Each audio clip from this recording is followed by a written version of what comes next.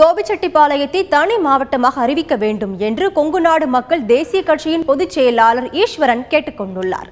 கோபிச்செட்டிப்பாளையத்தில் நடைபெற்ற விவசாயிகள் நலன் காக்கும் கூட்டத்தில் கலந்து கொண்ட அவர் பின்னர் செய்தியாளர்களிடம் பேசினார்.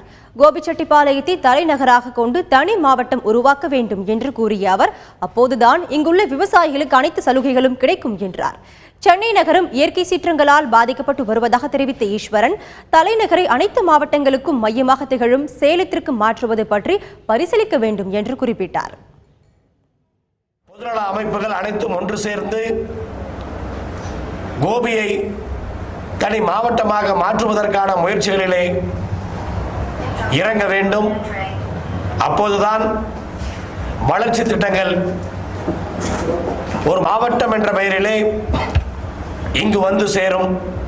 பத்திரமாக பாதிப்பில்லாமல் மாநிலத்தினுடைய அனைத்து பகுதிகளில் இருப்பவர்களும் விரைவில் வந்து சேரக்கூடிய இடமாக சேலம் திகழ்கிறது.